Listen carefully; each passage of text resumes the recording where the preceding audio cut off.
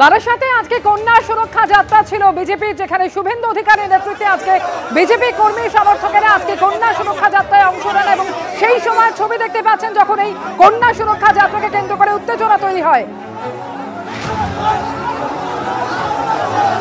শুভেন্দু অধিকারীর কন্যা সুরক্ষা যাত্রা এবং সেই কন্যা সুরক্ষা যাত্রাতেই দেখতে পাচ্ছেন গন্ডগোলের পরিস্থিতি তৈরি হয়।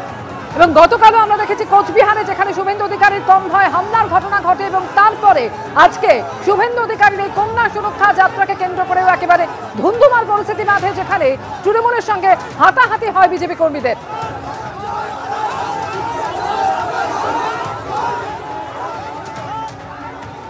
আপনারা জানেন যে আজকের এই কর্মসূচি বানচাল করার জন্য নানাবিধ উস্কানি এবং আক্রমণের ঘটনা ঘটেছে। আজকে সেই তোলামুলের ট্রেড ইউনিয়নের অফিস থেকে এই মিছিলকে আক্রমণ করার চেষ্টা হয়েছে। 10-12টা লোক নিয়ে 7-8 হাজার লোক মিছিলে আপনারা হেঁটেছেন। ফ্লাইওভারের মাথায় যখন মিছিল ওঠে তার শুরু আর শেষ কোনোটাই নেই। মানুষ দেখেছে যে বারাসাতে একজন এমএলএ এমপি ভারতীয় জনতা পার্টির নেই, কিন্তু ভারতীয় জনতা পার্টির সঙ্গে এলাকার মানুষ আছে।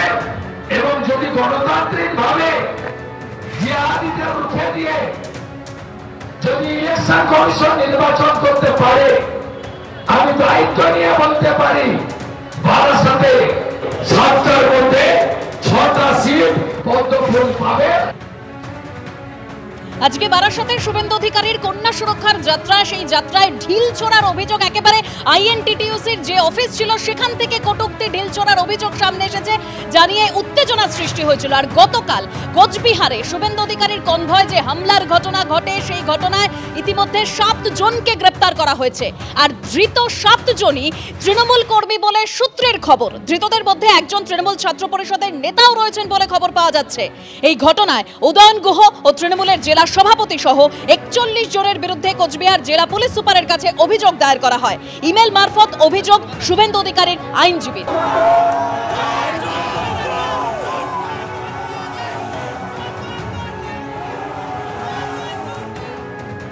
যারা অভিযোগ করেছেন তারা কই রোহিঙ্গার নাম দিতে পারলেন না তো কেন? ওখানে কোনো রোহিঙ্গার বিষয় নয়, ওটা রোহিঙ্গার বিষয় নয়। এই যে শুভেন্দুবাবু বারবার আপত্তিকর শব্দ প্রয়োগ করেন, প্ররোচনা দেন, লোককে অপমান করেন, হিংসে চ্যাংদোলা করে বার করে দেবো, অমুক করব তমুক করব।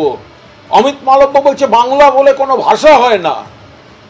কুচবিহারের লোকেদের সব থেকে বেশি আসাম থেকে এনআরসির নোটিশ আসছে, তো মানুষ বিজেপির বিরুদ্ধে বিক্ষোভ দেখাতে গেছে। তো সেইখানে ওরা বিজেপির লোকেরা খারাপ কথা বলেছে, তক্কাতক্কি হয়েছে, তারপর নিজেরাই নাটক করছে নানা রকম। তো রোহিঙ্গাটা এর মধ্যে কোথায়?